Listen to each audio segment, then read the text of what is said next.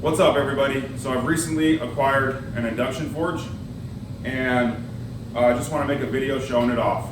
This isn't really going to be a review, as I don't think I can make a very honest review because I haven't used this long enough. But I basically just kind of want to, go over it and show you what it can do. Now, the reason that I've purchased one of these is for smaller work, so I can kind of save on propane. If I want to like hot fit a guard or forge a guard, maybe tune up a blade that's not quite straight or something's tweaked on it. Once I, bring it in here from the forge, I can just, use this instead of having to go out there and fire the forge back up. That kind of it's just wasteful with propane. So now, exactly how much electricity this uses, I don't know. I haven't used it enough yet to really see if there's a dent in my electrical bill, but from what I've heard, they don't hurt your electric bill and they really don't use that much electricity. So maybe if it was running constantly it would, but from everything that I've been told, it's not bad on electricity at all. And guys that are using these seem to love them. They seem to be working for them, not having a lot of major problems. So yeah, so anyways, I'll bring you closer to this and we'll go over the machine. Okay, so in order to run one of these heaters, you need two 20-volt, and you also need a water cooler. This is the US Solid brand, and it's basically just a TIG welder cooler. I'm running distilled water, and it's a 25-liter capacity. And I think I'm maybe got 20 liters in there. But yeah, so you'll need one of those. And like I mentioned, this is a 220-volt machine. I would not even consider a 115-volt, but you will need to purchase your own wiring, and I'm using 10-gauge wire. Okay, so I'm plugged in, and another feature I like about this machine is it has an alarm on it if your water cooler is not plugged in.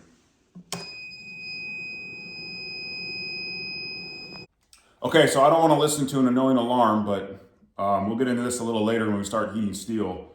You can adjust your power output. You have your heating power and then your retain power.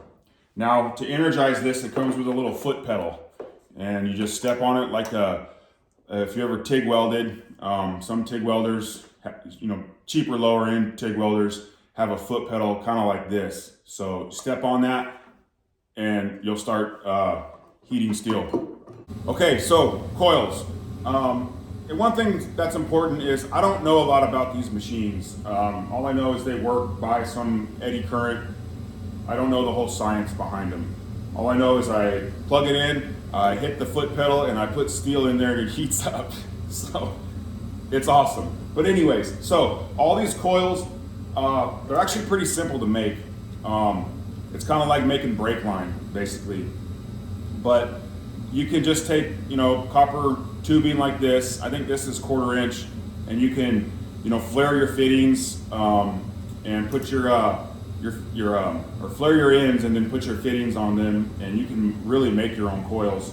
But I do think, now I could be wrong here, but I think the coil of the copper tubing, the size might matter, and how big the area is around the piece that you're heating.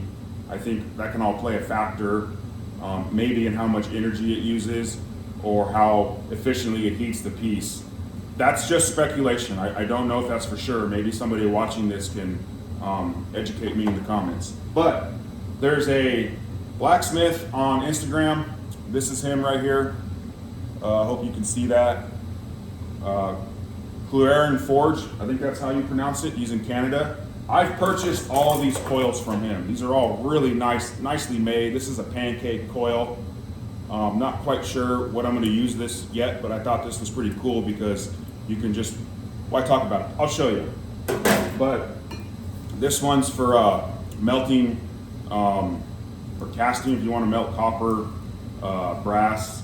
I don't know that this will do steel, haven't tried it. But yeah, it comes with this style. It comes with this kind of coil. So something else that's important is the fittings that are on the machine are metric. So I've bought adapters that go from metric to standard because all the coils that I've purchased have the standard fittings. So this is like a taco. This is called a taco style coil where you can just kind of come into the side, or you can heat up just the center of like a piece of round bar. So it's really nice in isolating heats. All of these things are great for isolating heats.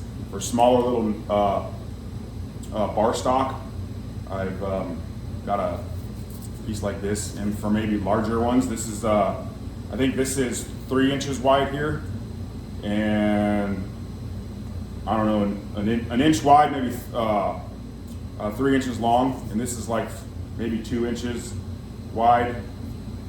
But yeah, so let's heat some stuff up. Okay, so like every bladesmith, I have a abrasive belt problem, so just ignore that. Anyways, so to be fair, this steel is completely cold. It's been sitting in the garage. It's probably 50 degrees. I've got it turned all the way up here. So let's see how long it takes to heat this. Now, if you touch the coil, all it does is kind of spark and kick the machine off. So you don't really want to touch the coil, but you can cover these in a refractory, which is probably what I'm going to end up doing in the future. So let's heat this thing up, and I'm just going to push the button here. This is a 1/4 inch thick piece of 80 CRB2, 2 inch wide. And there is a timer up there. You can see we're at 14, 15. That's pretty cool. So we're already at an orange heat. I'd say we're probably 1600 right here, right now. And it's very easy to overheat this too. So that's a forging temp. You could easily start forging this right now. Yeah, that's really hot there. That's probably a forge welding temp. So pretty quickly, I didn't really see the seconds, maybe you guys did, but in about 30 seconds, you're at a forge welding temp. Now, that is a small piece because it's been tapered down, but it heats up still fast. So pretty cool. Now, I'm not gonna go ahead and show this coil because it's basically the same thing as this one. This is just for a wider piece. If I'm doing maybe an 1.5 bar, then I would probably use something like this. So let's, I'm gonna hook up some different coils here and we'll just go through them all. So stay tuned. Something else worth mentioning is when the cooler's running, it sounds like it's really loud, but it's actually really not. I think the video may make it seem like it's really loud. I've done some reels on Instagram and Facebook using this machine, and in the video it sounds like the cooler is just extremely loud, and it's really not at all. It's really not even noticeable. So the one thing that I don't like about this machine so far is changing out these coils. You've really got to crank them down or they will leak. So I wrench. My full-time job is a heavy equipment mechanic, and the last thing I want to do is touch wrenches in my off time. So I'll go ahead and just demonstrate this, and you can see if I don't get this cinched down enough, they will leak. And you kind of got to tighten them evenly as well because it'll turn your coil. So when you go into put your steel through the coil, you'll think it's straight and you'll go in and hit the coil. But so this is the boring part.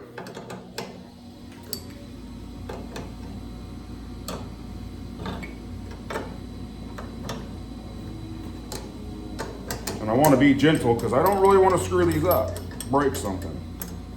But I can easily fix this. I mean, these ends are just brazed on.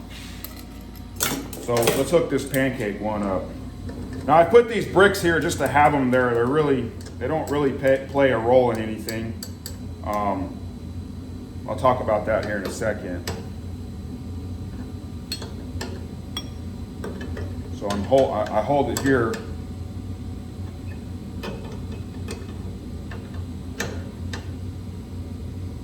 Okay, see if it leaks.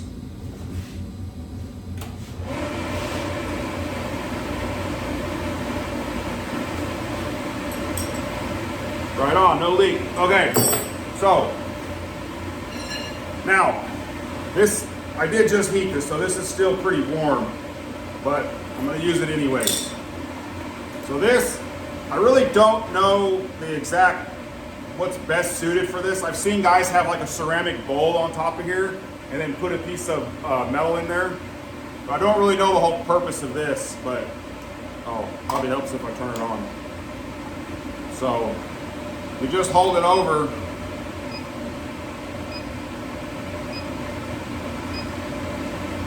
And there you go. Maybe if you want to heat one side of something. But yeah, you can see it's starting to heat it up. So maybe somebody in the comments can tell me what is best for this. So obviously you can tell it's heating it up, but not very efficiently like the pass-through coil.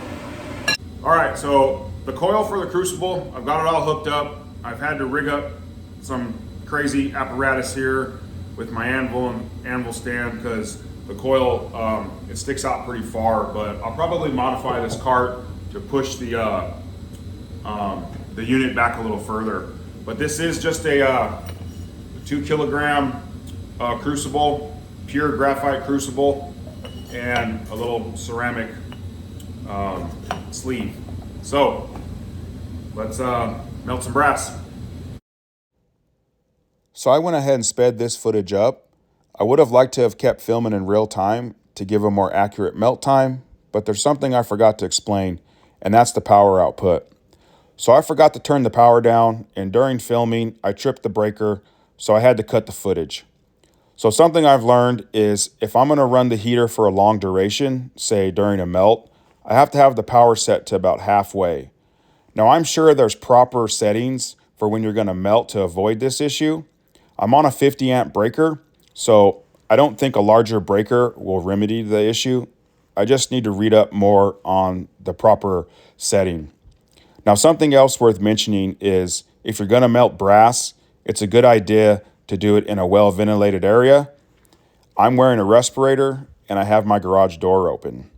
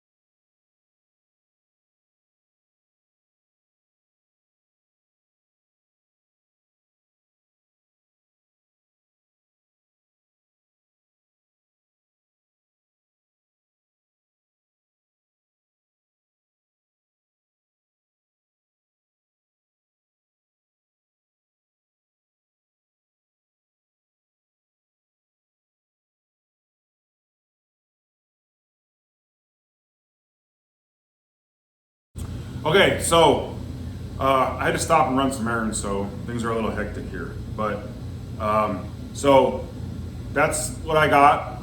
Looks like garbage, which I wasn't expecting anything. I just wanted to show, that I can do it. But I don't really like that. I think if I'm going to melt non-ferrous, I think I would just use my gas forge. 2 kilograms is plenty. So in the future, if I ever do get into any casting, I probably would just use my gas furnace for that. Melt down a lot more material. So let's heat up some round bar. So I'll put this coil on there and we'll go from there. All right, so this is a piece of 1045 that's 1 inch thick. So this is 1 inch thick.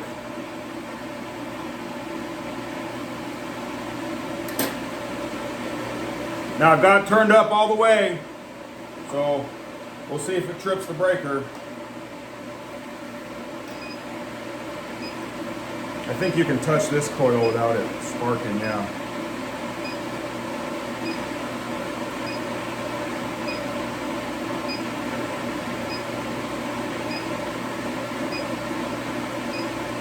Oh, that's good.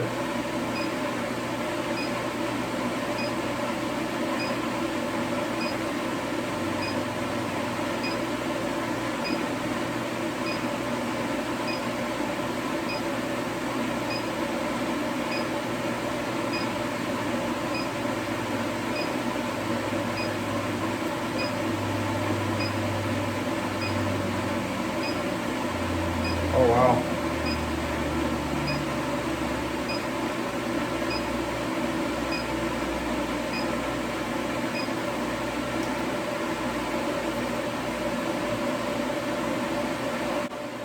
Three-quarter. This is cold.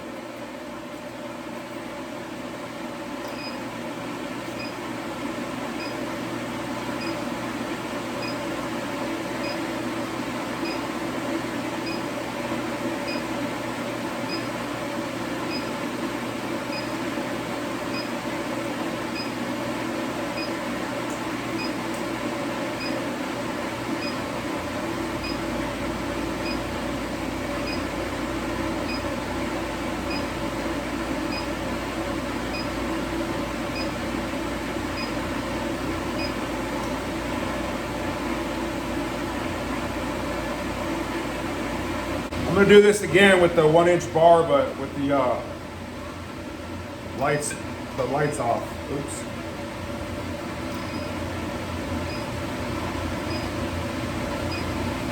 This bar is already warm, so I just want to see how hot it gets.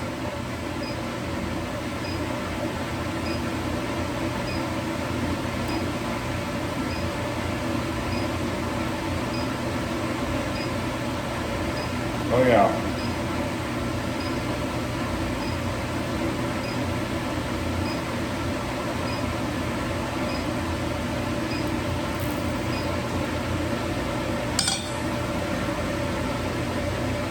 Yep.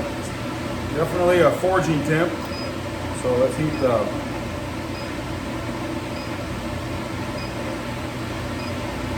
I just want to demonstrate that this is like a good forging temperature. That we're about 2,000 degrees.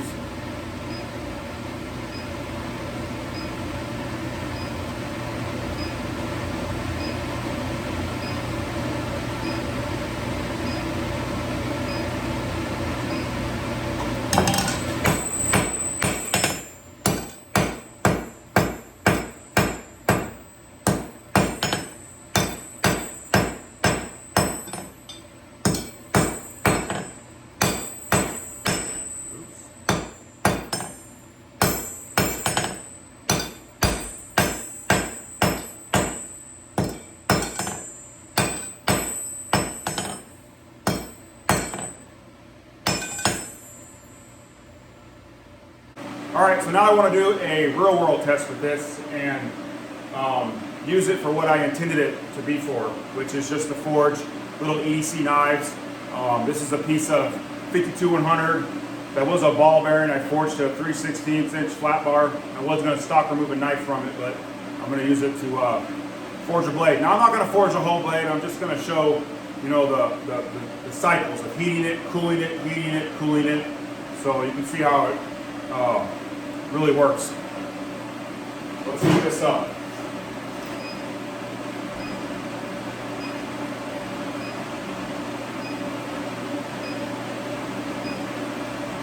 Assuming that the smoke is the paint. So it heats fairly fast. Remember, this is 52-100, so we don't want to heat it too much. You don't want to forge on it when it's too cold.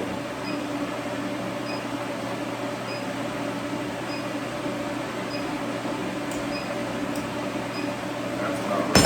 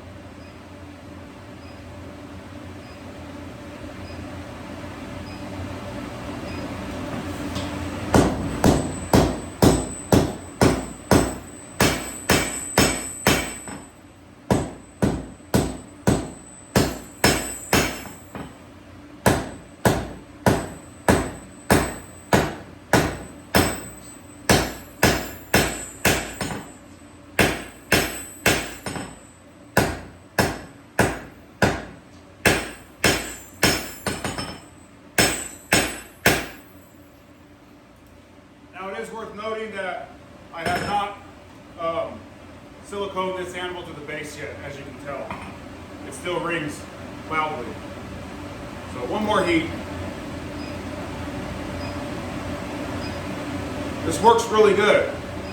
I'm very happy with this. And this right here is almost better than my forge, I have to admit.